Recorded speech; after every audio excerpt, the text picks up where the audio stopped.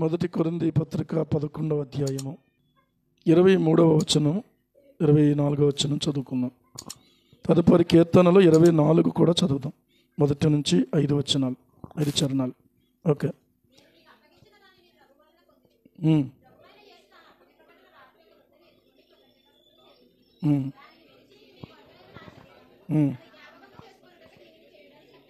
Okay.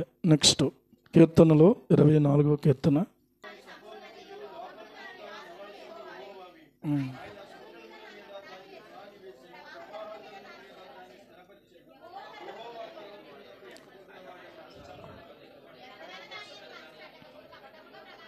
నిర్దోషమైన చేతులను శుద్ధమైన హృదయమును కలిగి ఉండువాడే వాడు యెహోవా వలన ఆశీర్వాదమునందును తన రక్షకుడైన దేవుని వలన ఎత్తుమెత్తునందును ఆయన ఆశ్రయించేవారు యాకోబు దేవా నీ సన్నిధిని వెదకువారు అట్టివారే. దేవునికి స్తోత్రం. హల్లెలూయా. ఈ పరిశుద్ధ లేఖన భాగంలోకి మనము కొంత ధ్యానం చేద్దాం. దేవుని వాక్యాన్ని మనం గమనించినప్పుడు దేవునితో సహవాసమే పర్వత అనుభవం. దేవునితో సహవాసమే పర్వతం ఎక్కుట అనే అనుభవం. పర్వతం ఎక్కుతూ పర్వతం మీదకు వెళ్ళినప్పుడే దేవుని ప్రత్యక్షత మోషేకు దొరికింది. కొంతమంది దైవజనుల జీవితంలో చూస్తే కొన్ని పర్వతాలు ఉన్నాయి. ఏలియాకు ఒక పర్వతం ఉంది. ఆ పర్వతం పేరేంటి? మా ఊర్లో లేదని అంటారా? మా ఊర్లో కర్మేలు పర్వతం. మోషేకు ఒక పర్వతం ఉంది. అదేంటంటే సీనాయి పర్వతం. అర్థమైందా? అబ్రహాముకు ఒక పర్వత అనుభవం ఉంది. ఎక్కడ? మోరియా పర్వతం. హల్లెలూయా. ఇలా చూస్తే పర్వతపు అనుభవం. దావీదు కూడా ఒక పర్వత అనుభవం కలిగి ఉన్నాడు. దావీదు కూడా ఏమంటాడంటే ఒలీవ చెట్ల కొండ ఎక్కెను అని రాయబడతా ఉంది. అక్కడ ఏం చేశాడండి అని అంటే అక్కడ ఆరాధన చేశాడంట. కొడుకేమో తనకు శత్రువు అయిపోయి దేశమంతా రాజ్యమంతా తన వైపుకు తిప్పేసుకుని తను ఆ రాజ్యానికి రాజుగా అక్రమంగా ప్రకటించేసుకుని ఇక రాజ్యానికి వచ్చి సింహాసనం ఎక్కుతాడు. ఎక్కి ఏలుబడి చేసేటువంటి టైంలో దావీదు తనతో ఉన్నటువంటి వారిని తీసుకొని ఏం చేస్తాడంటే అరణ్యం వెంబడెళ్ళిపోతాడు. ఆ సమయంలో దావీదు చేసినటువంటి పని ఏంటంటే నిజంగా ఎటు తోచినటువంటి పరిస్థితి. యుద్ధం చేసి అవసరమైతే దావీదు అబ్షాలోమును కొట్టేయగలడు. అబ్షాలోమును ఎదిరించడానికి పెద్ద కష్టమేం కాదు. దావీదు దగ్గరున్న వాళ్ళే సరిపోతారు అసలు. కానీ నా కొడుకు మీద నేను కత్తిని నేనేమాత్రం కూడా దుయ్యను అనుకున్నాడు. అంతకుముందేమో సౌలు మీద దుయ్యను అనుకున్నాడు. సౌలు ఎవరు అనంటే యెహోవా చేత అభిషేకం పొందినవాడు. సరే, మొత్తానికి దేవుని చిత్తానికి అప్పగించుకొని ఆ యొక్క రాజ్యాన్ని తన కొడుకుకే వదిలేసి ఏం చేశాడో తెలుసా? తర్వాత అతడు బయలుదేరి కొండ ఎక్కి ఒలీవ చెట్ల కొండ ఎక్కి ఏం చేశాడు అనంటే 2వ సమూయేలు గ్రంథము 15వ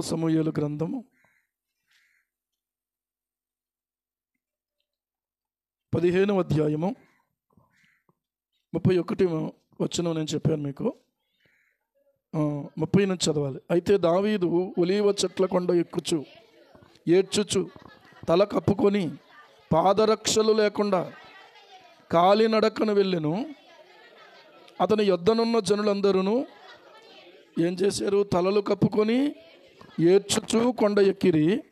అంతలో ఒకడు వచ్చి అబ్షాలోము చేసిన కుట్రలో అహీతోపెలు చేరి ఉన్నాడని దావీదునకు తెలియచేయగా దావీదు యెహోవా అహీతోపెలు యొక్క ఆలోచన చెడగొట్టుమని ప్రార్థన చేశాను. 32లో అంటాడు, దేవుని ఆరాధించు స్థలం ఒకటి ఆ కొండ మీద ఉండెను. ఎవరికి ఉండెను? దావీదుకు ఉండెను. ఎవరికి ఉండెను? దావీదుకు ఉండెను అనమాట. అంటే అక్కడికి వెళ్ళి ఆరాధించుకొని వస్తున్నటువంటి ఒక మంచి అలవాటు బహుశా దావీదుకు ఉండాలి.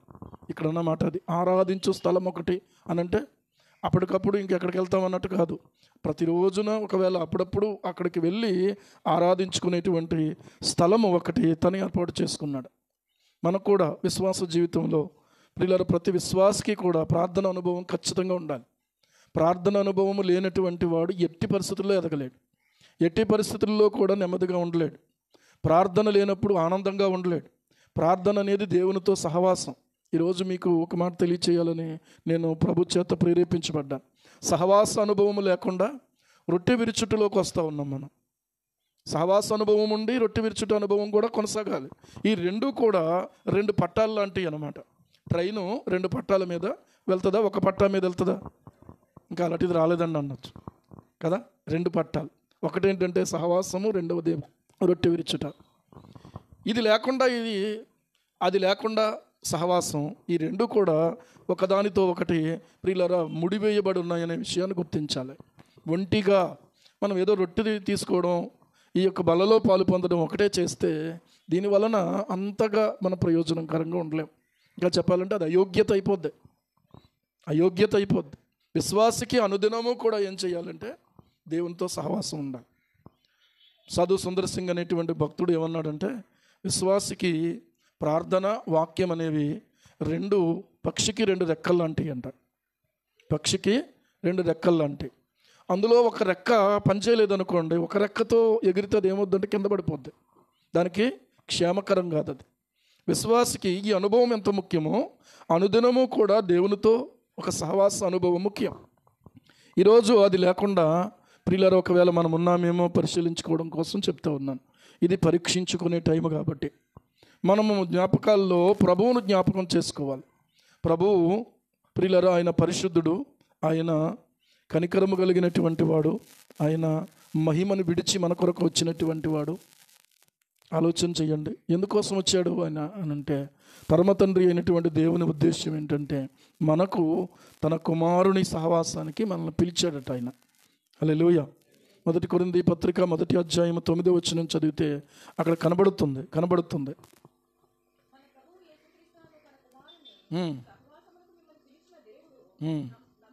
నమ్మదగినటువంటి వాడు, సహవాసమునకు మిమ్మల్ని పిలిచాడు, ఆయనతో సహవాసం చేయటానికి. ఇక్కడ కుమారునితో సహవాసం అన్నాడు. 1 యోహాను పత్రిక 1వ అధ్యాయము 3వ వచనం చదివితే అక్కడ రాయబడతా ఉంది, మన సహవాసం అయితే 4వ వచనం అనుకుంటా, మన సహవాసం అయితే తండ్రి అయిన దేవునితో కూడాను కుమారుడైన యేసుక్రీస్తుతో కూడాను ఉన్నది. హల్లెలూయా అండి. అది అండర్లైన్ చేసుకొని 2వ కొరింథీ పత్రిక 13వ అధ్యాయము 14వ వచనాన్ని మనం చదివితే అక్కడ మరొక మాట మనకు కనబడుతుంది. మనం ఆశీర్వచనంలో ఈ మాట వాడుతూ ఉంటాం, ప్రభు అయిన యేసుక్రీస్తు కృపయు, దేవుని ప్రేమయు, పరిశుద్ధాత్మ సహవాసమును మీకు అందరికీ తోడైయుండును కాక అన్నాడు. హల్లెలూయా. తండ్రితో సహవాసము, కుమారునితో సహవాసము, పరిశుద్ధాత్మనితో సహవాసం. కనుక ఈ 3 రకాలైనటువంటి అనుభవాన్ని మనం కలిగి ఉండాలి. సహవాసం అనేది ముఖ్యం. అపోస్తల కార్యాలు 2:42 చదవండి. ఇప్పుడు అపోస్తల కార్యాల గ్రంథం 2:42. వీరు అపోస్తలుల బోధయందును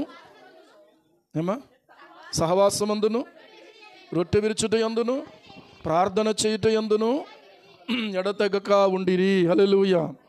ఒకవేళ దీన్ని విశ్వాస జీవితానికి, విశ్వాసపు మందిరానికి మనం ఒకవేళ 4 పునాది రాళ్ళుగా చూసుకున్నట్లయితే, ఈ 4 పునాది రాళ్ళ మీదనే కట్టబడింది సంఘం. ఆదిమ అపోస్తలిక సంఘము ఈ 4 పునాది రాళ్ళ మీదే కట్టబడింది. ఈ రోజున కొంతమంది వధువు సంఘము అది ఇది అనేటువంటి కొన్ని పదాలు వాడుతూ ఉన్నారు. వధువు సంఘము అనేటువంటి ఆ యొక్క పదము మంచిదే, కానీ వాళ్ళ ఆలోచన విధానంలో మాత్రం అది కరెక్ట్ కాదు. దేవుని వాక్యానుసారం మాత్రం అది కరెక్ట్ కాదు. వధువు సంఘము అని అంటే ప్రతి సంఘములోనూ కూడా దేవుడు కొందరిని ఆ వధువు సంఘములోనికి చేరుస్తాడు. దేవునికి స్తోత్రం. నాకు నచ్చింది కాబట్టి మనమే వధువు సంఘం అన్నాను అనుకోండి, ఇంకొకళ్ళు ఎవరో కూడా వధువు సంఘంలోనికి రారు అని అంటే అది అబద్ధమైపోద్ది. ఎందుకు? కారణం ఏంటి అని అంటే మనం నిర్ణయించకూడదు, అది మనము నిర్ణయించకూడదు. ఈ సంఘంలో ఉన్నటువంటి వాళ్ళట ఎక్కడికి వెళ్ళకూడదంట, ఎక్కడికి వెళ్ళినా కూడా పెళ్ళిళ్ళకి వెళ్ళకూడదు. అర్థమైందా? ఇంకా కొన్ని షరతులు అన్నమాట వాళ్ళకి. ఈ సంఘం ఒకవేళ పెళ్ళిళ్ళకి వెళ్ళారనుకోండి, అపవిత్రం అయిపోతే మరి ప్రభు వస్తే ఎత్తపడరు కదా. మరి యేసు ప్రభు పెళ్ళికి వెళ్ళాడా వెళ్ళలేదా? మరి అంటే పెళ్ళికి వెళ్తే అపవిత్రం అయిపోతుంది అనుకో, బస్సు ఎక్కితే అపవిత్రం అయిపోతుంది కాబట్టి నువ్వు సైకిల్ ఎక్కువ, సైకిల్ ఎక్కినా కూడా అపవిత్రం అయిపోద్దని నడిచెళ్ళు. అంటే ఇది ఎక్స్ట్రీమ్గా ఆలోచన చేయటం. దేవుడు కోరుకుంటున్నటువంటి భక్తి ఇలాంటి సెంటిమెంట్లతో కూడినటువంటి భక్తి కాదు. అర్థమవుతుందా? కొన్ని మనమే పెట్టేసుకుని అపోస్తలుల బోధ, సహవాసము, రొట్టె విరుచుట, ప్రార్థన చేయుట. సరే, ఈ విషయాలు మనం ఆలోచన చేసుకుంటే ఈ 4 విషయాలు కూడా చాలా ప్రాముఖ్యంగా ప్రతి విశ్వాసి కలిగి ఉండాలి. ఎక్కడ ఏ సంఘం అయినా కూడా యేసుక్రీస్తు ప్రభువు స్వరక్తం ఇచ్చి సంపాదించుకున్న సంఘానికి ఈ 4 విషయాలు కంపల్సరిగా ఉండాలి. ఈ 4 విషయాలు లేకుండా ఎవరూ సంఘం కాదు. 4 విషయాలు నిర్లక్ష్యం చేసినటువంటి వారు సంఘంలోకి రారు. ఉదాహరణగా సహవాసం అంటే చెప్తున్నాను. ఉద్యోగస్తులైనటువంటి వాళ్ళు ఒక సహవాసంగా ఉంటారు. వీళ్ళ ఇంట్లో ఏది జరిగినా వాళ్ళందరినీ పిలుస్తారు, వాళ్ళ ఇంట్లో ఏది జరిగినా వీళ్ళందరినీ పిలుస్తారు. ఇది ఒక సహవాసం. ఇప్పుడు మన సంఘము అనేది ఒక సహవాసం ఏమండి. మనం చదువుకోకపోవచ్చు, కలిసి ఒకవేళ ఒక ఊరు కాకపోవచ్చు ఏమండి, మనం అంతగా ఒకవేళ గుర్తింపు లేని వాళ్ళం కావచ్చు. ఏదేమైనా సంఘం అయినప్పుడు సంఘములో ఉన్నటువంటి వాళ్ళందరూ ఇదొక సర్కిల్ అన్నమాట. దేవునికి స్తోత్రం. క్రికెట్ టీం వాళ్ళు ఉంటారు, వాళ్ళందరూ అదొక సర్కిల్, అంతే కదా. ఏది ఒక గ్రూప్ పెట్టుకున్నాలో ఆ గ్రూప్లో ఇదిగో పలానా టైము, ఇదిగో మనం ఎంత కట్టాలి, పలానా దగ్గరికి వెళ్ళి మనం ఈ గేమ్ ఆడాలి, పలానా వాళ్ళతో ఆడుతున్నాం మనం ఈరోజు, కానీ కొంచెం అలర్ట్గా ఉండండి, అవతల టీం కొంచెం గట్టిది అని ఈ రకమైనటువంటి సూచనలు ఇచ్చుకుంటూ ఈ సహవాసాన్ని వాళ్ళు బలపరుచుకుంటున్నారు. ఇప్పుడు మనం సంఘ సహవాసంగా ఉన్నాం. మన సంఘానికి దేవుడు ఇచ్చినటువంటి ఈ బంధం ఏదైతే ఉందో దాన్ని విలువైనదిగా ఎంచుకుని విలువగా ప్రియులారా మన విశ్వాసాన్ని కొనసాగించుకోవాలి. అలాగైతే తప్ప విశ్వాస జీవితంలో మనము ఒంటరిగా ముందుకు సాగలేం. దేవుని వాక్యాన్ని బట్టి చూస్తే సంఘము అనేది ఒక సహవాసంగా మనం ఆలోచన చేసుకోవాలి. కానీ ఏదో వచ్చి వెళ్తూ ఉన్నాం ఏమండి, అలో అంటే అలో అనుకుంటున్నాం, వందనాలు అంటే వందనాలు అని చెప్పుకుంటున్నాం, కానీ ఇంకా అంతకుమించి ఏమీ లేదు ఇక్కడ అని అనుకునే పరిస్థితికి మనం వెళ్ళకూడదు. అర్థమవుతుందా? మనము వ్యక్తిగతంగా దేవునితో సహవాసం చేయాలి. మనము అందరమును కలిసి ఒకరితో ఒకరు సహవాసం కలిగి ఉండాలి. అందుకని ఒకరి సమస్యలు ఒకరు తెలుసుకుని, ఒకరి పరిస్థితులు ఒకరు తెలుసుకుని, వాళ్ళ కుటుంబంలో ఎలాగున్నాయి, మన కుటుంబంలో ఉన్న సమస్యలు, మనలో రక్షణ లేని వారు ఎవరున్నారు, వాళ్ళ గురించి ప్రార్థన చేయటం, ఒకవేళ అవసరమైతే మనం చెప్తే వినేలాగా ఉంటే వాళ్ళకి 2 మాటలు చెప్పి ప్రభు దగ్గరకు వాళ్ళని నడిపించే ప్రయత్నం ఈ సహవాసం యొక్క బాధ్యత. ఇది హల్లెలూయా. ఈ రోజున ఆలోచన చేయండి. సహవాసం అనేది ముందు, తర్వాత రొట్టె విరుచుట. సహవాస అనుభవాన్ని మనం అనుదినము కలిగి ఉండాలి. నీవు గదిలోనికి వెళ్ళి తలుపు వేసుకొని రహస్యమందున్న నీ తండ్రికి నీవు ప్రార్థన చెయ్యి అన్నాడు. ఎప్పుడెప్పుడు చెయ్యి? నీకు ఎప్పుడైనా కష్టం వస్తుందో చూసావా, ఎప్పుడైనా కొంచెం బాగా ఇబ్బంది కలుగుతుందా, అప్పుడు నువ్వేం చేయాలంటే గదిలోకి వెళ్ళి తలుపు వేసుకొని, ప్రభా తండ్రి ఇంకా నువ్వే నాకు దిక్కు, ఇంకా నాకు వేరే ఆధారం లేదు అని నువ్వు కానీ మేలు చేస్తే నేను వచ్చే ఆదివారం మళ్ళీ నిలబడి సాక్ష్యం చెప్తాను. అంటే దేవునికి మనం ఎలా ఉపయోగించుకుంటున్నాం అంటే, నేనేం మామూలుగా అలా ఉండిపోను, నేను ఆదివారం నిలబడి ఏం చేస్తాను, సంఘంలో సాక్ష్యం చెప్తాను. దేవుడు కార్యం చేశాడు, ఆదివారం సాక్ష్యం చెప్పా, అయిపోయిందా అండి?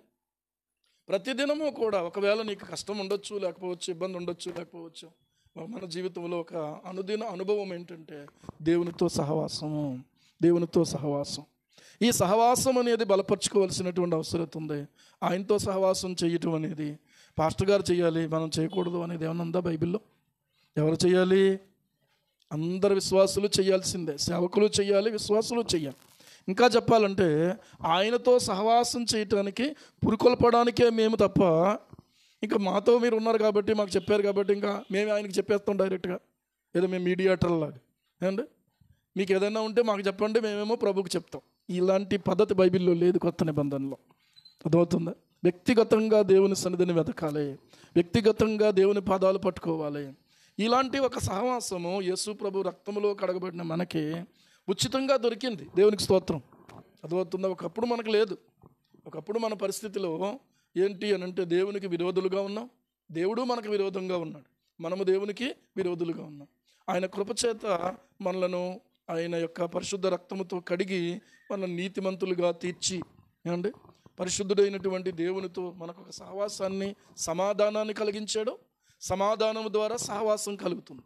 సమాధానము లేనప్పుడు సహవాసము యొక్క ప్రసక్తి లేదు. అర్థమవుతుందా మీకు? దేవునితో సమాధానము లేనప్పుడు మనకు సహవాసము యొక్క ప్రసక్తి లేదు. కానీ ఎప్పుడైతే దేవునితో సమాధానం పడ్డామో, సమాధానం పొందినటువంటి తర్వాత అప్పుడు మనకు ఉన్నటువంటి భాగ్యం ఏంటంటే సహవాసము. హల్లెలూయా. ఆయనతో సహవాసము మనకు దొరికింది. మీకు అర్థమవుతుందా? నీతో స్నేహం నాకుంటే చాలు,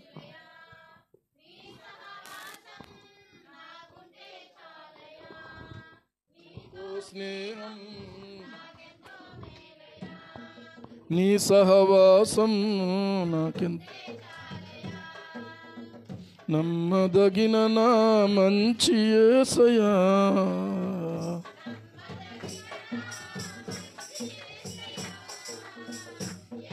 నన్ను పిలచినావయ్యా, ఎన్నదగని నన్ను పిలచినవయ్యా, నీతో స్నేహము నాకెంతో మేలయ్యా, నీ సహవాసము నాకుంటే చాలయ్యా, నీతో స్నేహం.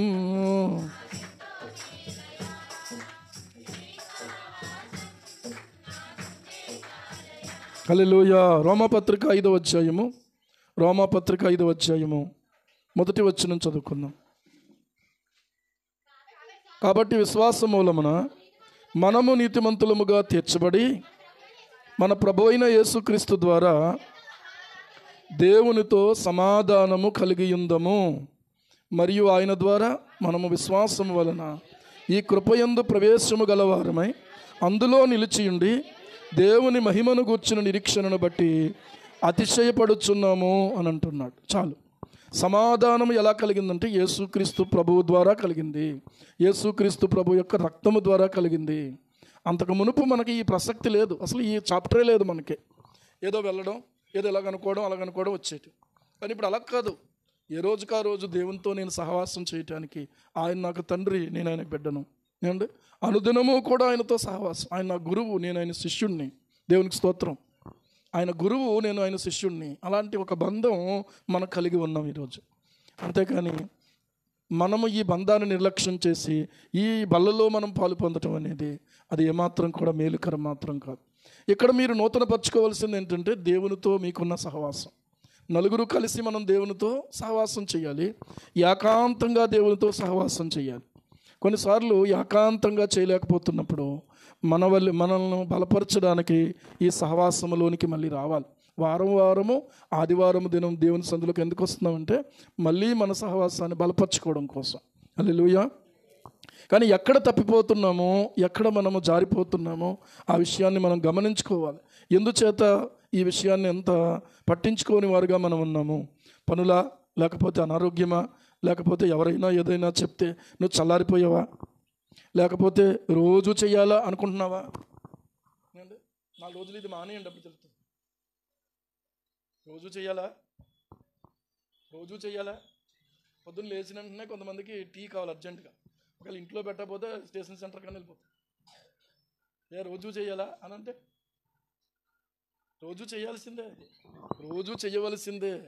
మీరు విసుగక నిత్యము ఏం చేయాలి? ప్రార్థన చేయించి ఉండాలి. నిర్లక్ష్యం చేస్తే ప్రియులారా మనకు అది కీడు, మనకి మేలు కాదు. నీతో సహవాసం నాకెంతో మేలయ్యా అండి. మనకు మేలైనటువంటిది మనం నిర్లక్ష్యం చేస్తే, ఇంకొక మాట కూడా చెప్తాను. యాకోబు రాసినటువంటి పత్రిక 4వ అధ్యాయము చివరి వచనంలో మాట ఉంది. 4వ అధ్యాయము చివరి వచనమా? కాబట్టి మేలైన దానిని చేయనెరిగియు అలాగు చెయ్యని వానికి ఏం కలుగుతుంది? పాపము కలుగును. కాబట్టి సోదరుడా, మేలైనది చెయ్యాలి అని తెలిసి ఒకవేళ గనక నీవు చెయ్యని వాడిగా ఉండిపోతే, చెయ్యని దానిగా ఉండిపోతే నీకు పాపమే కలుగుతుంది. పాపము కలగకూడదంటే ఏం చేయాలి? మేలైనది నువ్వు వినడం కాదు, తెలుసుకోవడం కాదు, రాసుకోవడం మంచిదే, కానీ నీవు చెయ్యాలి. దేవునికి స్తోత్రం. మేలైనది నీవు చెయ్యాలి. అర్థమవుతుందా?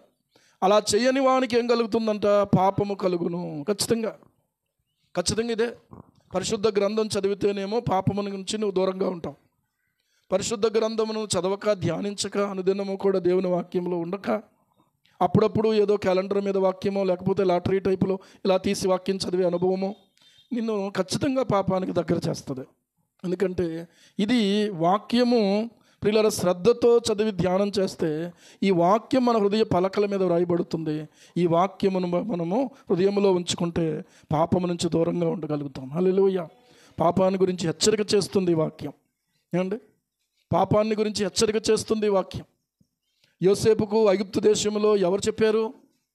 బాబు జాగ్రత్త, నువ్వు ఇక్కడ ఐగుప్తు దేశంలో ఉన్నావు అని ఎవరైనా ఒకళ్ళు చెప్పిన వాళ్ళు ఉన్నారా అని అంటే లేరు. కానీ హృదయము లోపల కొన్ని సత్యాలు తన హృదయంలో దాచుకున్నాడు. ఆ వాక్యం ఏం చేసిందంటే యోసేపును దూరంగా ఉండేలాగా ప్రేరేపణ చేసింది. ఏమండి? దేవుని వాక్యమును మన జీవితంలో, మన బ్రతుకుల్లో ఉంచుకుంటే, శ్రమలో ఉన్నప్పుడు, వేదనలో ఉన్నప్పుడు, బాధలో ఉన్నప్పుడు ఆ వాక్యం మనల్ని ఏం చేస్తుందంటే ఆదరించి ధైర్యపరుస్తుంది. హల్లెలూయా. మరి ఇలా వాక్యం లేకుండా ఎలా ధైర్యం పొందుతాము, ఎలాగ ఆదరించబడతాం మనం? కాబట్టి వాక్యాన్ని మనం ఏం చేయాలంటే అనుదినము కూడా మనం చదవాలి, ధ్యానం చేయాలి. ఏంటి దానికంటే ఇంకా వేరే ఏదైనా ఎక్కువైపోయిందంటే ఖచ్చితంగా మనం దేవునితో సహవాసంలోనికి రాకుండా అవి ఆటంకాలుగా, అడ్డుబండలుగా మిగిలిపోతాయి. మనల్ని ఆటంకపరిచే నిద్ర అనుకోండి, ఆ నిద్రను కూడా మనం తగిన రీతిగా ప్లాన్ చేసుకోవాలి. వేకువనే లేచి ప్రార్థించే అలవాటు ప్రతి స్త్రీకి, ప్రతి పురుషునికి ఉండాలి, క్రైస్తవునికి. స్కాట్లాండ్ దేశంలో జాన్ నాక్స్ అనేటువంటి భక్తుడట, ఆయన సూర్యుడు ఉదయించక మునుపే ఆయన మెలకువలోకి వచ్చి ప్రార్థనలో ఉండేవాడట. ఆయన ప్రార్థించక మునుపు ఎప్పుడు కూడా సూర్యుడు ఉదయించలేదు. మనం సూర్యుడు వచ్చేసాక ఇంకా బాగా కొంచెం సుర్రుమని ఎండ బాగా వచ్చాక అప్పుడు మత్తు దులించుకుని లేచేవాళ్ళుగా ఉన్నామేమో ఒకేలా. ఏంటి ఈరోజు ఆలోచన చేసుకోవాలి ప్రియులారా, ప్రార్థనా జీవితాన్ని ప్రార్థనతో మొదలుపెట్టి ప్రార్థనతో మన జీవితాన్ని భద్రపరచుకోవాల్సినటువంటి అవసరం ఉంది. ప్రార్థన నీ చుట్టూ కంచిగా ఉంటుంది. యోబు అరుణోదయమును లేచి దేవునికి నిత్యము ఏం చేశాడు? ప్రార్థించినప్పుడు ఏం జరిగింది అంటే అతనికి, అతని ఇంటి వారికి, అతనికి కలిగిన సమస్తమునకును దేవుడు చుట్టూ కంచేసేసాడంట. చప్పట్లు కొట్టి దేవుని మహిమపరద్దాం. చుట్టూ కంచి వేసింది ఎవరు అంటే దేవుడు వేసాడు. ఆ కంచె దాటుకుని లోపలికి అపవాది రాలేకపోయాడు. అతన్ని ముట్టలేకపోయాడు, అతనికి కలిగిన వారిని ముట్టలేకపోయాడు, అతనికి కలిగిన సమస్తమును ముట్టలేకపోయాడు. అంటే దేవుని కంచె నీ చుట్టూ ఉండాలంటే ఖచ్చితంగా నీవు ప్రార్థన అనుభవం కలిగి ఉండాలి.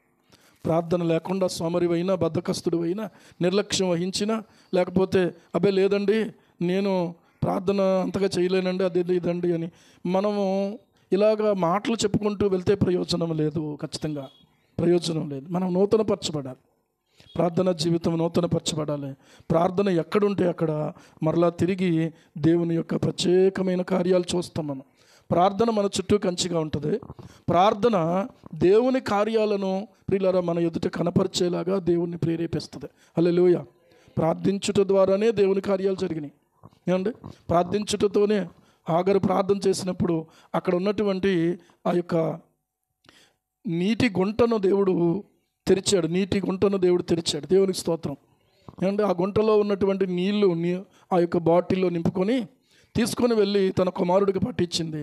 అలాగా ఇష్మాయేలు బ్రతికాడు, లేకపోతే చనిపోయేవాడే. ప్రార్థనకు దేవుడు జవాబిస్తాడు. ఏమండి ప్రార్థనకు జవాబిచ్చేటువంటి దేవుడు. కానీ నువ్వు ప్రార్థన చేయకపోతే మాత్రం జవాబు రాదు. ఆలోచన చేయాలి. ప్రార్థన క్లిష్ట పరిస్థితుల్లో కూడా జవాబును మనం పొందగలిగేలాగా చేస్తుంది. ఈరోజున ఆలోచించండి. ఎవరికైనా శ్రమ కలిగినా వాడు ఫోన్ చేయవలెను. ఫోన్ అంటే మనకి ఎవరు సహాయపడతారో, ఎవరు మనకి హెల్ప్ చేస్తారో, ఎవరు మన దగ్గర ఉంటే ధైర్యంగా ఉంటుందో. ఎవరికైనా శ్రమ కలిగినా వాడు ఏం చేయాలి? అదే యాకోబు రాసిన పత్రికలోనే ఉంది ఆ మాట కూడా. 5వ అధ్యాయంలో యాకోబు రాసినటువంటి పత్రిక 5వ అధ్యాయము 14వ వచనం. 13. మీలో ఎవరికైనాను శ్రమ సంభవించినా అతడు ప్రార్థన చేయవలెను. ఎవరికైనాను సంతోషము కలిగిన అతడు కీర్తనలు పాడవలెను. హల్లెలూయా. ఏమండి ఎప్పుడు ఏది చెయ్యాలో అది చెయ్యాలి. ఎప్పుడు ఎవరికైనా శ్రమ సంభవించినా అంటే శ్రమ సంభవించకపోతే చెయ్యక్కలేదండి అని అంటే నీవు నామకార్థమైన విశ్వాసం అయితేనే ఇలాంటి డౌట్ అవుతుంది. నామకార్థంగా అసలు విశ్వాసి నామకార్థంగా ఉండడం, ఇది ఒక కాంట్రడిక్షన్ అన్నమాట. ఈ పదం విశ్వాసి అనేవాడు నామకార్థంగా ఉండడు. అదవుతుందా? విశ్వాసురాలు ఏమాత్రం కూడా ప్రార్థనా పరులుగానే ఉంటారు. కానీ అవిశ్వాసి అయితే అలాంటి మాటలు మాట్లాడతారు. విశ్వాసి ఎలా మాట్లాడరు. గుర్తుపెట్టుకోండి ఈ మాట. నేను విశ్వాసినైతే నేను అలాగ ఆలోచించను, అలా మాట్లాడను, అలాగా నేను తప్పించుకునేలాగా మాట్లాడను. అండి నేను ప్రార్థన చేసుకుంటాను, మీరు కూడా నా కొరకు ప్రార్థన చేయండి. నా శక్తి సరిపోవట్లేదు, మీరు కూడా నా కొరకు ఏం చేయండి? ప్రార్థన చేయండి. ప్రార్థన ద్వారా దాదాపుగా ఎన్ని సంవత్సరాలలో ఎన్నో కార్యాలు చూశాను నేను. దేవునికి స్తోత్రం. హల్లెలూయా. ప్రార్థన ద్వారా మందిరం నిర్మించుకున్నాం, ప్రార్థన ద్వారా ఇల్లు నిర్మించుకున్నాం, ప్రార్థన ద్వారా పైన సేవకుల కోసం గదులు నిర్మించాం, ప్రార్థన ద్వారా పిల్లలను చదివించుకోగలిగాము, ప్రార్థన ద్వారానే పిల్లల వాళ్ళు పెరిగి పెద్దవాళ్ళు అయ్యారు. దేవుని కృపతో ప్రార్థన ద్వారా ఎన్నో కార్యాలు చూడగలిగాం. ప్రార్థన చేయకుండా ప్రార్థన చెయ్యకుండా గనక ఒకవేళ నీవు ఉంటే నీవు చాలా పెద్ద పాపములో ఉన్నట్లు లెక్క. ప్రార్థన చేయుట మానుట పాపము. నువ్వు ఏదో సిగరెట్ కాల్చడం మానేశాను లేదా అదంత పెద్ద విషయంగా ఆలోచన చేసుకుంటే, ఈరోజు నేను ఒక మాట చెప్తున్నాను, దేవుడే మాట్లాడుతున్నాడు మనతో. నేను ఎప్పుడు అసలు నోట్లోనే పెట్టలే. మరి ఇంకా నీకంటే నేను ఇంకా పరిశుద్ధుడిని కదా, అర్థమైంది? కాబట్టి అది కాదు పరిశుద్ధత అంటే. ప్రార్థన చేయుట మానుట పాపము అని బైబిల్ చెప్తుంది. ప్రార్థన చేయుట మానేసేవా, ఆ రోజు నువ్వు పాపము చేసినట్టే. ఇంకొకటి ఏంటంటే, ఇది అనేక రకాలైనటువంటి పాపాలలోనికి నేను నడిపిస్తుంది. అనేక రకాలైన పాపాలలోనికి నడిపిస్తుంది. కొంతమంది సీరియల్కి అడిక్షన్ అయిపోయారు. ఆ సీరియల్ చూడకపోతే ఉండలేరు. అంటే ఇక్కడ నెక్స్ట్ ఏం జరుగుతుందో, ఒకవేళ కరెంటు పోయిందంటే పక్కింటి వాళ్ళకైనా ఫోన్ చేసి కనుక్కోవాలి కంపల్సరీ. ఇలాంటి దౌర్భాగ్యమైన స్థితిలో ఎవరైనా ఉంటే కనుక మీరు అవిశ్వాసులుగానే ఉన్నారు. విశ్వాసులుగా ఇంకా మీరు క్రమపడలేదు, స్థిరపడలేదు. ఏంటి, కొంతమంది క్రికెట్కి చెవి కోసుకునే వాళ్ళు ఉన్నారు. ఆ రోజు కొన్ని మందిరాల్లో కూడా తెరలు కట్టేశారంట. దేవుడి దయ వల్ల అలాంటి బుద్ధి నాకు రాలేదు, దేవునికి స్తోత్రం. ఏమండి, తెరలు ఇంటి దగ్గర ఉన్నాయి కదా, ఇక్కడ ఏం కడతామని ఆ తెరలో చూద్దాం. ఏమంటే కొట్టాడురా అంటే ఇక్కడ కేకలేసి వెంటనే ఇప్పుడు ఏంటంటే, ఇప్పుడు ఎక్కడెక్కడ ఉన్న వాళ్ళందరూ కూడా చాటింగ్ అనమాట. నెక్స్ట్ ఏం జరుగుతుంది దాని మీదే కదా ఆధారపడింది మొత్తం అంతా. నెక్స్ట్ ఏం జరుగుతుంది గెస్ చేయి. తగలబడిపోతున్నాయి కుటుంబాలు నాశనం అయిపోతున్నాయి. యవనస్తుల జీవితాలు నాశనం అయిపోతున్నాయి. దాని కొరకు ఊరికే చెవి కోసుకోవడం, చివరికే ప్రాణాలు తీసుకునే పరిస్థితి. ఏమిటి కలిసి వచ్చింది? ఏమండి, కొంతమంది అక్కడ కూడా దేవుని గణపరిచినటువంటి వాళ్ళు ఉన్నారు. అది తప్పని నేను అంటలే, కానీ వాళ్ళు ఆడుకునే వాళ్ళు ఆడుకుంటారు, వాళ్ళ టీము. దానికి ఊరికే మనం పనులన్నీ మానేసి, ప్రార్థన మానేసి, ఏమండి దేవుని సన్నిధిలో కూడా అంత టైం కేటాయించాం. మనం పొద్దున్న నుంచి సాయంత్రం దాకా అక్కడ మ్యాచ్ మొదలైందంటే ఇక్కడ మనం రెడీగా టీవీ పెట్టుకుని రెడీగా ఉండే పరిస్థితి. ప్రార్థన దగ్గర ఆసక్తి ఎందుకు లేదు? ప్రార్థన దగ్గర వెదుకులాట ఎందుకు లేదు? ఎందుకనే మనం ఆత్మీయంగా బలహీనంగా ఉండిపోతా ఉన్నాం. కనుక ప్రియులారా, ఆలోచన చేయండి. దేవుని సన్నిధిలో ఏది నిన్ను అడ్డగించినా కూడా, ఏది నిన్ను ఆటంకపరిచినా, నాకు ఉద్యోగం రాలేదండి అందుకే నేను ఇలాగ ఉన్నానండి అంటే అది కూడా కరెక్ట్ కాదు. ఉద్యోగం వచ్చిందండి ఇంకేంటిలేండి, నాకు దేవుడి దయ వల్ల లక్కీగా ఉద్యోగం వచ్చింది అనుకుంటే కూడా అది కూడా కరెక్ట్ కాదు. ఏంటి, నువ్వు ఆత్మలో ఎదగాలి అనుకున్నప్పుడు ఖచ్చితంగా నీవు దేవునికి సమయాన్ని ఇవ్వాలి. నీ హృదయం దేవుని మీద నిలుపుకోవాలి. కానీ దాని నుంచి నీ మనసు తొలగిపోయినప్పుడు చాలా చిక్కుల్లో పడిపోయే పరిస్థితి ఉంది. ఎన్ని చిక్కులు, ఎన్ని రకాలు ఈరోజు చూస్తే. కుటుంబంలో చిక్కులు తెచ్చుకునే పరిస్థితులు ఉన్నాయి, ఉద్యోగంలో చిక్కులు తెచ్చుకునే పరిస్థితులు ఉన్నాయి. ఏమండి, కొన్నిసార్లు ప్రియులారా మనం ఆలోచన చేయవలసిన విషయాల మీద ఆలోచన పెట్టాం. అందుకనే 24వ కీర్తనలో ఏమంటున్నాడు, వ్యర్థమైన దాని యందు మనస్సు పెట్టకయు. మనం వ్యర్థమైన దాని యందు మనసు పెట్టినప్పుడు అవసరమైన దాని మీద ఇంకెక్కడ పెట్టగలం మనసు? ఆ వ్యర్థమైన దాని మీద మనసు పెట్టేసాం, ఉన్న ఒకే ఒక్క మనసు. అంతేగాని ఇంకా అన్ని రకాలుగా వెళ్తా మనసు. నువ్వు ఎక్కడ మనసు పెడితే అక్కడే ఉంటుంది అది. నువ్వు ఎక్కడ మనసు పెడితే అక్కడే ఉంటుంది మనసు. నీ వాక్యం మీద పెట్టేవో అక్కడే ఉంటుంది. నీవు ధనం మీద పెట్టేవో అక్కడే ఉంటుంది. నీవు ఒకవేళ ఏదో పార్టీ మీద పెట్టేవో అక్కడే ఉంటుంది. అంతేకాని ఇక్కడ గమనించండి, ఏదైతే నీ ఆత్మీయ జీవితంలో ప్రార్థనకు సమయం లేకుండా, వాక్యానికి సమయం లేకుండా, ఏమండి భోజనానికి, పానానికి, స్నానానికి, అనేక రకాల ఫంక్షన్లకి, అనేక రకాల విషయాలకు, పనులకి, డ్యూటీలకి, అన్నిటికీ సమయం ఉండి ఈ ఒక్క విషయం దగ్గర నువ్వు సమయాన్ని ఇవ్వట్లేదంటే ఇదిగో నువ్వు సహవాసమందు లేని వ్యక్తిగా ఉన్నావేమో. నీ ఆత్మీయ జీవితానికి ఇది మంచిది కాదు. ఈ లోకంలో బ్రతకడానికి మనం తినడమే తప్ప, తినడానికి మనం బ్రతకూడదు. అండి, ఫుడ్ సెంటర్లు ఎన్ని రెడీ అయిపోయినాయి చెప్పండి. మొన్న బాయిలర్లో దాన్ని చీరి చూపిస్తున్నాడు, ప్రయోగశాలలో పరీక్షిస్తే దాని లోపల ఒక రకమైనటువంటి క్రిములు కనపడుతున్నాయంట. అండి, ఇక్కడికి వచ్చిన వెంటనే మంచి భోజనం పెట్టాలంటే ఏం చేస్తాం? ఎత్తి బిర్యానీ తెచ్చింది, దమ్ బిర్యానీ అంటాం. ఆ బిర్యానీ రుచికరంగానే ఉంది, ఓకే. కానీ మనం విషపూరితమైనటువంటి ఆహారాన్ని మనం తింటూ ఉన్నామని అర్థమైంది ఈరోజు ఆలోచన చేస్తే.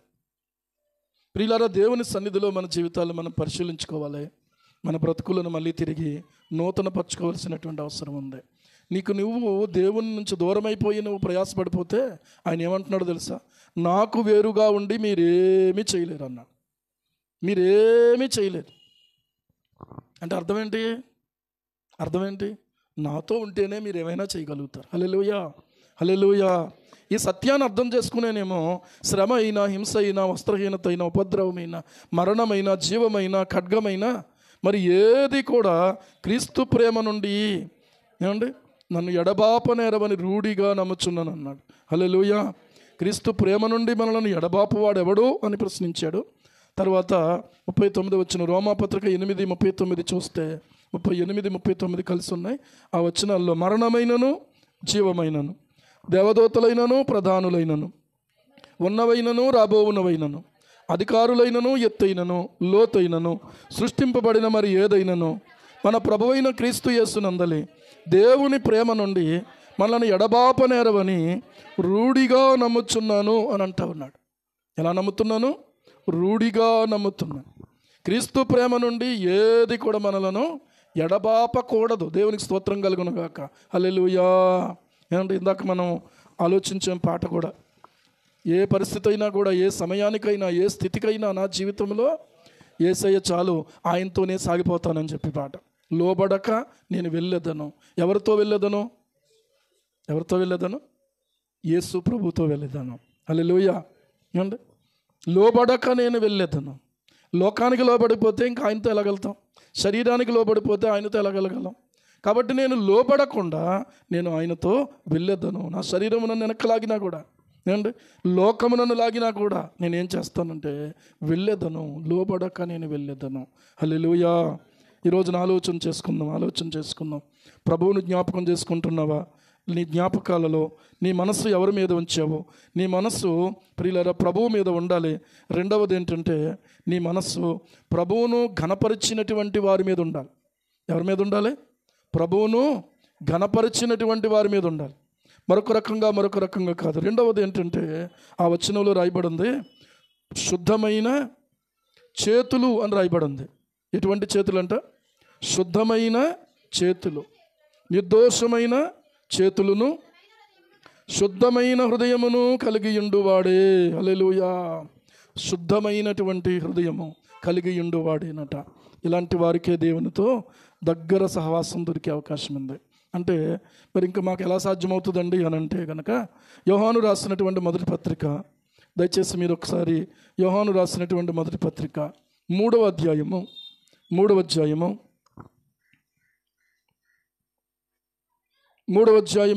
వచనము 20వ వచనం చూడండి. ఇందువలన మనము సత్య సంబంధులమని ఎరుగుదుము, దేవుడు మన హృదయము కంటే అధికుడై సమస్తమును ఎరిగి ఉన్నాడు గనుక మన హృదయము ఏ ఏ విషయములలో మన యందు దోషారోపణ చెయ్యును, ఆయా విషయములలో ఆయన ఎదుట మన హృదయములను సమ్మతిపరచుకొందము అని అంటున్నాడు. తర్వాత ఏమంటాడు తెలుసా? ప్రియులారా, మన హృదయము మన యందు దోషారోపణ చెయ్యని ఎడల దేవుని ఎదుట ధైర్యము గలవారమగుదుము. హల్లెలూయా.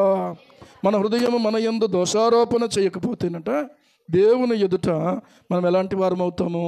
ధైర్యము గలవారం అవుతాం. ఇక్కడ మనం జ్ఞాపకం చేసుకోవాలి, మన హృదయం మన మీద దోషారోపణ చేసే ఏ విషయాన్ని కూడా మనం సరిచేసుకోకుండా విడిచిపెడితే కనుక దేవునితో మనకు సమ్మతి ఉండదు. అర్థమైందా? ఒకవేళ దేవుని మీద సనుక్కున్నావేమో, ఎవరికి తెలుసు? అది నీకు దేవునికే తెలుసు. ఏమండి? ఒకవేళ దేవుని మీద నీవు ఆయాసపడ్డావేమో, అది నీకు దేవునికి సంబంధించింది. నీ ప్రభువా నన్ను క్షమించు, నన్ను ఒక్కసారి జ్ఞాపకం చేసుకో. ఒక యవనస్తుడు ఒక సాక్ష్యం విన్నాను నేను నిన్న. ఆ యవనస్తుడు తండ్రి పాస్టర్ గారు, తల్లి ఇద్దరు కూడా చాలా ప్రార్థనా పరులట. కానీ ఈ యవనస్తుడు పెద్దవాడు, ఇంట్లో ఇంకొక ఇద్దరు ఉన్నారు. అయితే ఈ అబ్బాయికి తల్లిదండ్రి చెప్పారు ఏంటంటే, బాబు నువ్వు దేవుని కోసం సేవ చేయాలిరా, నువ్వు దేవుని కోసం బ్రతకాలిరా అని చెప్పేసి. ఏమండి? సరే అయితే అని అనుకున్నాడు. కానీ చాలా ఇబ్బందులు పడుతున్నటువంటి సమయంలో, పుస్తకాలు కొనుక్కోవడానికి ఇబ్బంది, ఫీజులు కట్టడానికి ఇబ్బంది. అలాంటి టైంలో ఒక మందిరాన్ని కట్టాలనేటువంటి ఉద్దేశంతో తండ్రి కొంత డబ్బు ఆయన చేతికి వస్తే ఆ డబ్బులు పట్టుకుని ఇంటికి వచ్చాడట. ఈ అబ్బాయి ఏమనుకున్నాడంటే, ఇంత డబ్బులు తెచ్చాడు కాబట్టి మా డాడీ ఇంకా ఖచ్చితంగా మాకు పుస్తకాలు కొనడానికి కానీ, ఫీజులు కట్టడానికి కానీ ఇంకా దేనికి ఇబ్బంది ఉండదు అనుకున్నాడట. అనుకుని చాలా సంతోషపడుతూ ఉన్నాడు. ఈ డబ్బులు చూసినప్పుడు ఆ తండ్రికి ఈ విషయం చెప్పాడు. నాన్న, ఇది అందుకు తేలేదురా డబ్బులు, ఈ డబ్బులు మందిరం కట్టడానికి తెచ్చాను అన్నాడట. ఒక్కసారి మనిషి కోపం వచ్చేసి, నువ్వు దేవుడా అంట, మమ్మల్ని ఏమో ఇలా చేస్తా, నువ్వు ఈ రకంగా ప్రవర్తిస్తూ ఉన్నావు, నాకు అసలు ఈ దేవుడు వద్దు, ఈ దేవుని సేవ నేను చెయ్యను అని చెప్పి బైబిల్ విసిరేసి, మీకు అర్థమైందా, చాలా దూషణగా తండ్రిని మాట్లాడేసి బయటికి వెళ్ళిపోయాడంట అండి. ఇక వాక్యం లేదు, ప్రార్థన లేదు, చాలా దారుణమైనటువంటి స్థితిలోకి వెళ్ళిపోయాడు. వెళ్ళిపోతున్నప్పుడు ప్రియులారా అంటే అవిశ్వాసంలోకి వెళ్ళిపోయాడు అన్నమాట. ఏంటి ఇంకా ఎంతకాలమైనా ఇదే పరిస్థితులు మనం ఎంతకాలం భరిస్తాము? నా మటుకు నేనే, మీరు నాకు డబ్బులు ఇవ్వద్దు, నా కష్టం నా చేతులతో నేనే కష్టపడి నేనే డబ్బులు సంపాదించి నేనే చదువుకొని నేనే ఒక పొజిషన్లోకి వెళ్ళి మీకే డబ్బులు ఇస్తానప్పుడు మీరు కావాల్సినంత సేవ చేసుకోండి అన్నాడట. విన్నా? సరే అని చెప్పేసి బాధపడ్డారు వాళ్ళు. కానీ ఈలోగా ప్రియులారా దేవుని వాక్యాన్ని బట్టి దైవ సేవకులు హెచ్చరిక చేశారు, అయినా కూడా లొంగలేదు, చాలా మండూడుగా ఉన్నాడు. ఒక రోజున ఈ అబ్బాయికి ఒక స్వరం వినబడుతుందట, నీవు ఇంకొక 2016 సంవత్సరం నీవు చూడవు అని చెప్పి. దానికి కూడా మళ్ళీ ఇంకొక రకంగా ఆలోచన చేశాడు. ఎవరో నాకు చూపించేది ఏంటి, ఎవరో నన్ను తీసుకోవడం ఏంటి, నేనే నా ప్రాణం తీసుకుంటాను అని నిర్ణయం తీసుకున్నాడు. ఎంత మొండితనంగా ఉంటారో యవనస్తులైన పిల్లలు. సరే ఒక రోజున బలవంతంగా చనిపోవడానికి ఆలోచన చేసుకుని వెళ్ళిపోతున్నాడు. వెళ్ళిపోతుంటే ప్రభువు ఆ సేవకునితో మాట్లాడుతున్నాడంట, ఇదిగో నీ కొడుకు బలవంతంగా చనిపోవడానికి వెళ్ళిపోతున్నాడని. ఆ సేవకురాలు ఇద్దరు కలిసి మందిరంలో మోకరించి కన్నీళ్ళు కార్చి, ప్రభువా నువ్వే నాయనా బిడ్డ నీకోసమే, వాడు అన్నాడు కానీ బైబిల్ పట్టను, నేను సేవ చేయను అన్నాడు కానీ ఖచ్చితంగా వాడు సేవే చేస్తాడు ప్రభు, మేము చెప్తున్నాం వాడి పక్షంగా, దయచేసి కనికరించి క్షమించి నైనా వాడు తొందరపాటు మాటలు క్షమించి వాడు నువ్వు దర్శించునైనా వాడు నువ్వు జ్ఞాపకం చేసుకునైనా అని ప్రార్థన చేసినప్పుడు దేవుడు ఆశ్చర్యకరంగా బిడ్డను దర్శిస్తే ఈ రోజున కన్నీళ్లతో సాక్ష్యం చెప్తున్నాడు. హల్లెలూయా, నేను ఇలాగ వెళ్ళిపోయాను, ఈ రకంగా నా జీవితంలో ఆలోచించుకున్నాను, ఈ లోక సుఖాలు ఈ లోక భోగాలను గురించి ఆలోచన చేశాను, కానీ ఈ రోజున దేవుడు నాతో మాట్లాడి నా జీవితాన్ని దర్శించిన తర్వాత నేను పశ్చాత్తాపడి మారు మనసు పొంది రక్షించబడి దేవుని సేవ ఇప్పుడు నేను చేస్తున్నప్పుడు ఎన్ని కష్టాలైనా ఎన్ని ఇబ్బందులైనా కూడా నేను వాటిని అనుభవిస్తూ దేవునిలో ఆనందిస్తూ ఉన్నాను. ఆయనే రాశాడంటే ఈ పాట, రాజా నీ సన్నిధిలోనే ఉంటానయ్యా, మనసారా ఆరాధిస్తూ బ్రతికేస్తానయ్యా, రాజా నీ సన్నిధిలోనే ఉంటానయ్యా, ఆరాధిస్తూ బ్రతికేస్తానయ్యా, నేనుండాలేనయ్యా నే బ్రతుకాలేనయ్యా, నేనుండాలేనయ్యా నే బ్రతుకాలేనయ్యా, నీవే లేకుండా నేనుండాలేనయ్యా, నీ తోడే లేకుండా నే బ్రతుకాలేనయ్యా, రాజా నీ సన్నిధిలోనే ఉంటానయ్యా,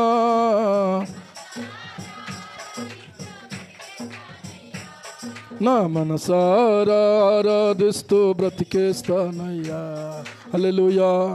అలాంటి మొండితనము నుండి, మూర్ఖత నుండి, అవిశ్వాసము నుండి మారు మనసు పొంది రక్షించబడి దేవుని ఆత్మచేత తాకబడి దేవుని పిలుపుని అందుకుని ఈ రోజున దేవుని సేవలోకి వచ్చి ఆ పాట రాశాడు. అందుకే ఎప్పుడు రాశాడు, బహుశా సంవత్సరం క్రితం, నాకు ఎన్ని సంవత్సరాలు అయిందో గుర్తులేదు, కానీ ఆ పాట రాశాడు. మొత్తానికి నిన్నటి దినం ఆ సాక్ష్యాన్ని విన్నప్పుడు ఎలాంటి స్థితిలో ఎలాంటి సాక్ష్యాలు వినిపింపచేస్తున్నాడు దేవుడు. ఎంత మొండితనం, బైబిల్ ఇసిరేసాడంటే సేవకుని కొడుకు ఎలా ఉంటుంది? ఆ సేవకుడికి మీరు సేవ అంటున్నారు, నేను చెయ్యను, అవసరమైతే నేను చదివి నా కాళ్ళ మీద నిలబడి డబ్బులు సంపాదించి మీకు ఇస్తాను, ఇంటికి పెద్ద కొడుకు రా నువ్వు అలాగ అనకూడదురా అని అన్నా కూడా లేదు నేను చేయను అని అన్న వ్యక్తి ఈ రోజున ప్రభువా నీ కోసమే బ్రతుకుతానయ్యా, లోకాశల కోసం కాదు నీ కోసమే బ్రతుకుతానయ్యా. ఎంతటి తీర్మానమో ఈ రోజున, ఎంత అద్భుతమైనటువంటి ఈ పాట. ఎవరు రాశారో తెలియక ఎవరెవరో రాశారు అనుకుంటున్నారు, నేనండి ఆ పాట రాసింది, నేను తెలియకపోయినా పర్లేదు నా ప్రభు కనపరచబడుతున్నాడు అని అన్నాడు. దేవునికి స్తోత్రం కలుగును గాక. హల్లెలూయా, హల్లెలూయా. అంటీ ముట్టనట్టుగా ఊరికి అలా చూసి యేసు ప్రభు బలయ్యాడా, యేసు ప్రభు రక్తం కార్చాడా, యేసు ప్రభు మరణించాడా, యేసు ప్రభు తిరిగి లేచాడా, యేసు ప్రభు సహవాసానికి పిలుస్తున్నాడా, అంతే కదా అనుకుంటున్నాం. అంత తేలిగ్గా తీసుకునేటువంటి వ్యక్తికి విశ్వాసం లేదన్నమాట, మారు మనసు లేదన్నమాట. తహతహలాడాలి, అబ్బా ఎంత ప్రేమ నా పట్ల ప్రభు చూపించాడు, ఎంతగా నా కొరకు ఆయన రక్తమంతా చిందించాడు, నుసునీరు కూడా నా కొరకు ఖర్చేశాడు, మరణాన్ని పొంది నా కోసం ప్రాణం పెట్టి నా ఎడల తన ప్రేమను రుజువు చేశాడు.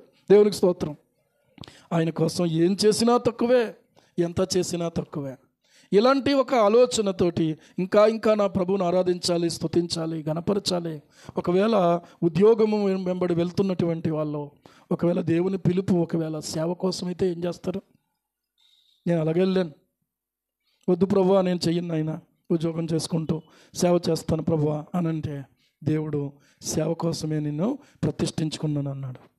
ఏంటి, నా వల్ల కాదు ప్రభువా నేను నిలబెట్టుకుంటాను అన్నాడు. హల్లెలూయా. నేను నిలబడలేను ప్రభువా, ఆకాశ పక్షులను చూడు నేను నిన్ను పోషిస్తానన్నాడు. ఏంటి, నమ్మదగినటువంటి వాడు. ఇందాక అమ్మాయి చదివింది కదా వాక్యం, మన ప్రభువైన యేసుక్రీస్తును తన కుమారుని సహవాసమునకు మిమ్మును పిలిచినటువంటి దేవుడు ఎలాంటి వాడు? నమ్మదగినటువంటి వాడు. హల్లెలూయా.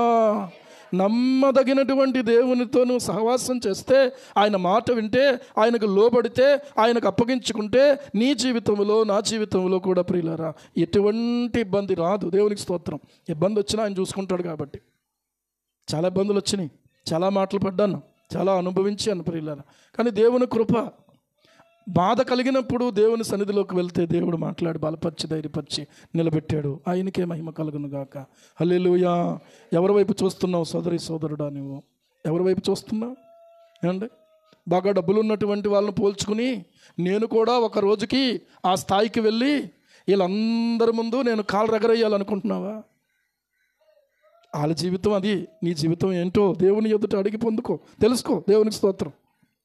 ఏమండి, ఉద్యోగానికే చదివి ఉద్యోగానికి రాజీనామా చేసి రావాల్సిన వారు ప్రియులారా ఒకవేళ ఉంటే కనుక, అసలు ఉద్దేశ్యం ప్రభువా నీ చిత్తం నెరవేరటమే, అంతేకాని నా ఇష్టం కాదు ప్రభువా.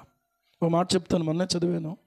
నరకంలో ఉన్నవారు అందరి యొక్క ఉద్దేశం ఏంటంటే నా ఇష్టమే నెరవేరాలనుకున్న వాళ్ళంట వాళ్ళందరూ. అందుకనే ఏమంటాడు లూకా సువార్త 16వ అధ్యాయము ఏమండి 21వ వచనమా, దాంట్లో ఏమంటాడంటే, నీకు ఇష్టమైనట్టు సుఖం అనుభవించేవన్నాడు ధనవంతుడితోటి అబ్రహాం. ఏమనుభవించావు? నీకు ఇష్టమైనట్టు. ఏమండి, ఉందా లేదా ఆ మాట? పరలోకములో ఉన్నటువంటి వారందరూ కూడా, లేదా పరదైసులో ఉన్నటువంటి వారందరూ కూడా ప్రభువా నీ ఇష్టమే అని అనుకున్నారు. హల్లెలూయా. నీ ఇష్టమే, నీ ఇష్టమే అన్నటువంటి వాళ్ళు అక్కడ ఉన్నారు. ఏమండి, పాతాళములో ఉన్న వాళ్ళందరూ కూడా మా ఇష్టం, మేము ఎంజాయ్ చేస్తాం, మేము తిరుగుతాం, మేము తాగుతాం, మేము ఇష్టం వచ్చినట్టు జీవిస్తాం, అవసరమైతే చంపుతాం, లేకపోతే మమ్మల్ని చంపుకుంటాం. అర్థమైందా? ఇలాంటి వాళ్ళు ఎక్కడున్నారు? గర్విష్ఠులైనటువంటి వాళ్ళు. నీకు ఇష్టమైనట్టు ఏమనుభవించావు? సుఖము అనుభవించితివి. నీకు ఇష్టమైనట్టు నీ జీవితకాలం నీకు ఇష్టమైనట్టు. 25వ వచనం 16:25 లూకా సువార్త 16:25. నీకు ఇష్టమైనట్టు. నా ఇష్టమే నెరవేరాలనుకుంటున్నావా, లేకపోతే దేవుని ఇష్టం నెరవేరాలనుకుంటున్నావా? చదువు దగ్గర కానీ, ఏంటంటే ఉద్యోగం దగ్గర కానీ, వివాహం దగ్గర కానీ, పిల్లల దగ్గర కానీ, సేవ దగ్గర కానీ ఆలోచన చేయండి. నీ ఇష్టం అనుకుంటున్నావా, దేవుని ఇష్టం అనుకుంటున్నావా? ఏమండి, కొన్నిసార్లు మన ఇష్టం అనుకుని నష్టపోయిన సందర్భాలు ఉన్నాయి, మన ఇష్టం అనుకుని తప్పటడుగులు వేసిన సందర్భాలు ఉన్నాయి. ఆ ఇష్టం నెరవేర్చుకోవడం కోసం ప్రభా నువ్వు ఇలా చేయనైనా ఇలా చేయనైనా అని చెప్పి దేవుని ముందు బతిమలాడి గోచాడి ప్రార్థన చేసుకుంటున్నావా? అంటే చేసుకుంటున్నాను. ఏమని ప్రార్థన చేసుకుంటున్నావు? దేవుని ఇష్టం నెరవేరాలనా, నీ ఇష్టం నెరవేరాలనా? ఎవరికైనా సంతోషం ఏంటి? నా ఇష్టం నెరవేరితేనే నాకు సంతోషం, అంతేగాని దేవుని ఇష్టం నెరవేరుదాం సంగతి తర్వాత ఆలోచన చెయ్యండి. ఒకవేళ ఆయన ఇష్టమైంది, ఆయన నలగొట్టడం ఆయనకి ఇష్టమైతే నలగడం నీకు ఇష్టం అవ్వాలి. దేవునికి స్తోత్రం. ఎవడు పడతాడండి ఇదంతా అని అనుకుంటే నువ్వు దేవునికి విరోధంగా మాట్లాడుతున్నట్టు ఆలోచించుకుంటున్నట్టే కదా.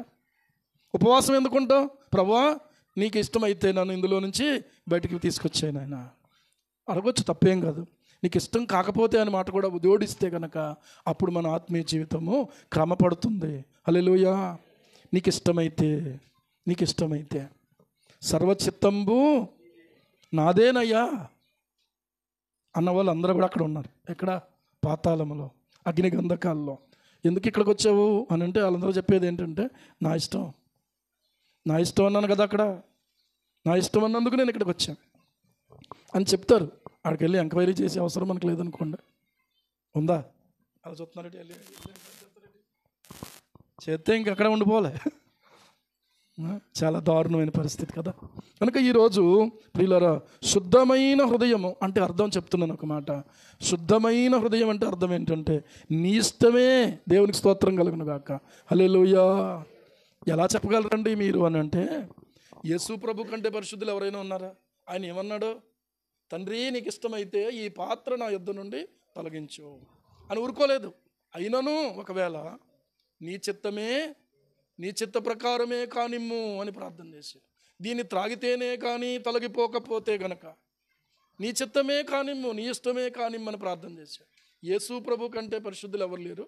ఆయన శుద్ధ హృదయము ప్రియులారా ఏం కోరుకుంటుంది అని అంటే ఆయన ఇష్టాన్ని కోరుకుంటుంది. దేవునికి స్తోత్రం కలుగును గాక. హల్లెలూయా, హల్లెలూయా. సర్వచిత్తంబు నీదేనయ్యా, స్వరూపమిచ్చు కుమారివే. సర్వచిత్తంబు నీదేనయ్యా, స్వరూపమిచ్చు కుమారివే. హల్లెలూయా, హల్లెలూయా. కుమ్మరివాడు ఆ మట్టికి రూపాన్ని ఇచ్చేవాడు. అంటే సర్వచిత్తము నీదేనయ్యా, స్వరూపమిచ్చే కుమ్మరివి అంటే అర్థం ఏంటంటే మన్ను కుమ్మరివాని చేతులు ఎలాగ అప్పగించుకుందో ప్రభా నన్ను నేను నీకు అప్పగించుకుంటున్నాను. అది అది వ్యాపారంలో ఒడిదుడుకుల, మనుషుల వలన కలుగుతున్నటువంటి అనేక రకాలైన అవమానకరమైన పరిస్థితుల. ఏమండి ఒక మాట చెప్తున్నాను ప్రియులారా, ప్రభువు కోసం నీకంటే నలుగుతున్న వాళ్ళు ఉన్నారు, అది గుర్తుపెట్టుకోవాలి. బీహార్లో ఒక సేవకుని కొడుకుని దుండగులు ఏం చేశారటంటే కొట్టి కిరాతకంగా చంపేశారు. చంపేసినటువంటి ఆ బిడ్డను ఇంటికి ఎదురుగా ఉన్న చెట్టుకు వేలాడదీశారట.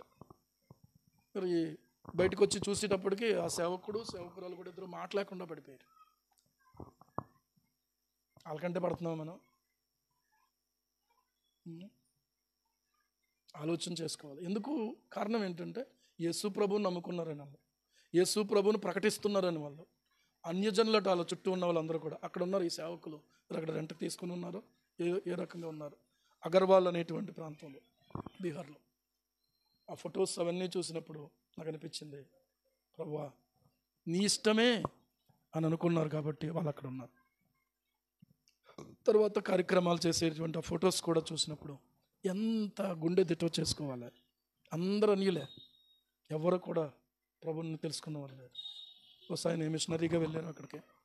ఎందుకు చెప్తున్నానంటే నా ఇష్టం అని అనుకునేటువంటి దగ్గర ఒకవేళ దేవుని యొక్క చిత్తము, ప్రభువా నీ చిత్తం ఏమై ఉందో అని కూడా ఆలోచన చేసుకోగలిగితే, ప్రార్థనకు రెండు వైపులో మనం ఆలోచించాం. ప్రార్థనకు రెండు వైపులు నీ ఇష్టమైతే ప్రభువా, ఒకవేళ అలా కాకపోతే ఓకే చేయడానికి ఆయనకు అధికారం ఉంది, లేకపోతే దాన్ని నిరాకరించడానికి కూడా ఆయనకు అధికారం ఉంది.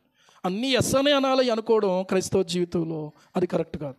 కొన్ని నో అంటాడు ఆయన, దేవునికి స్తోత్రం. కొన్ని ఏమంటాడు? నో అంటాడు. ఏదైనా మన మేలు కోసమే, ఏదైనా మన మేలు కోసమే. మన విశ్వాసాన్ని మళ్ళీ తిరిగి బలపరచుకోవాల్సిన అవసరం ఉంది. శుద్ధ హృదయము అంటే అర్థం ఏంటి అని అంటే పరిపూర్ణంగా ప్రభువా నీవు ఏది చేసినా సరే నీ ఇష్టమే, ఇంకా నాదైతే ఏమీ లేదు.